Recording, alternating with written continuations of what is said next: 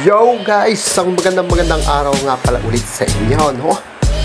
Napansin ko tong leak ng aking motor sa trabaho pa lang, kaya kinabukasan binuksan inayos ko siya uli para checkin.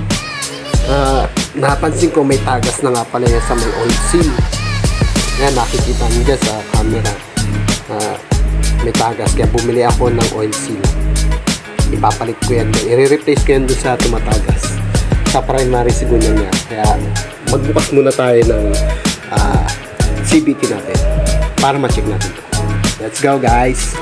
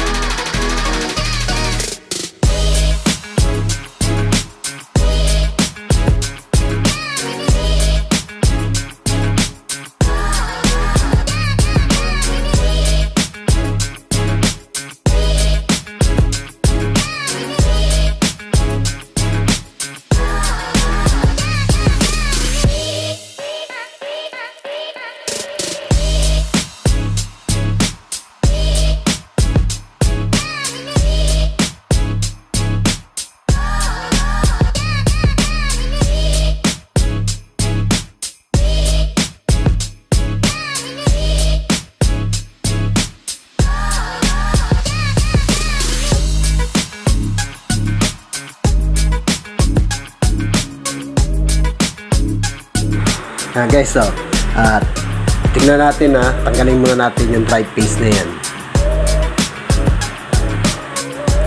at nilinisin natin lahat yan, sasabunin natin yan bago natin ikabit yung oil seal.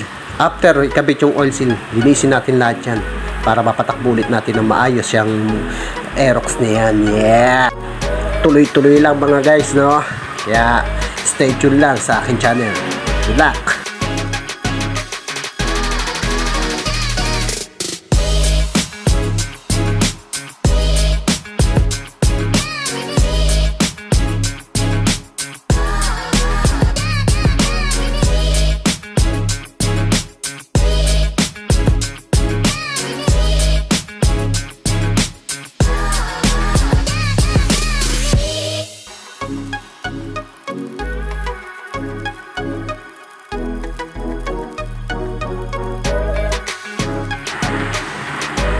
Yan guys, so mapapansin nyo dyan na tinatanggal ko na yung oil seal nya at para malinisan din natin yan, may kabit natin yung bagong i-replace natin dyan guys. Yan guys, kinat ko na yan, pinalitan ko na ng nagpapalit na ako ng oil seal nyan at ikakabit natin yan. After nyan, lilinisin natin lahat ng panggilid nyan.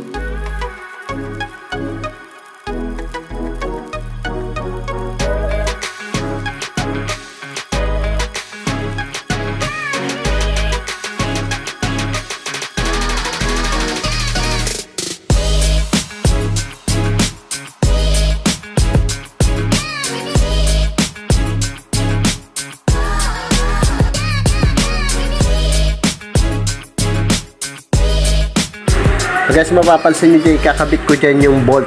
Dalawang klase yan, dalawa lang yung mahaba at lahat yung the rest na yun maiksi na. May arrow dyan, mapapansin nyo sa arrow nya guys.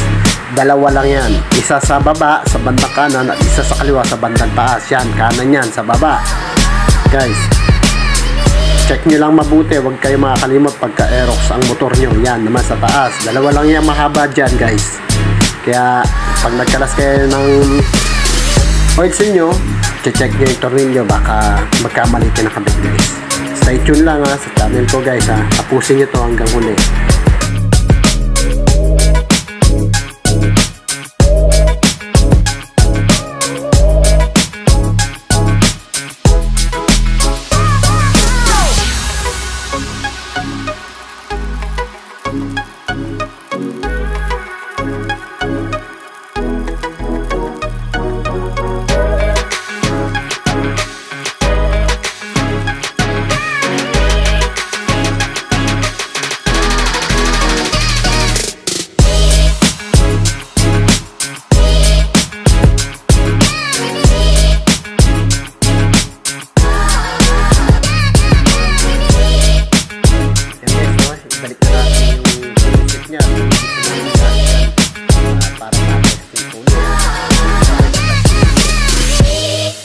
B1 yan mga guys ha.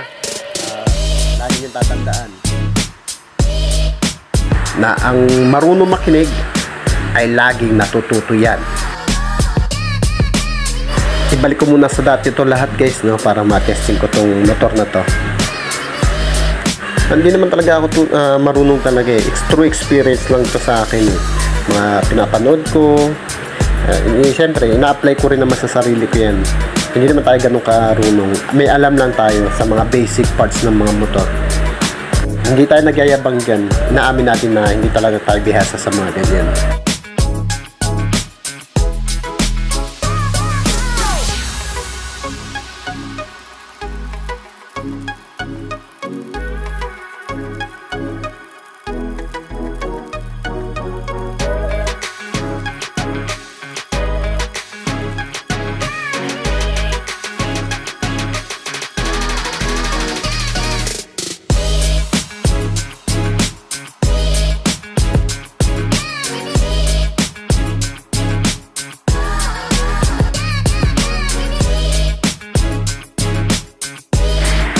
So guys, lilinisin ko muna yung motor ko, no, bago ko testingin yan. Kaya huwag nyo kakalimutan guys na mag-like, subscribe, and don't forget to click my notification para lagi kayong updated sa aking channel.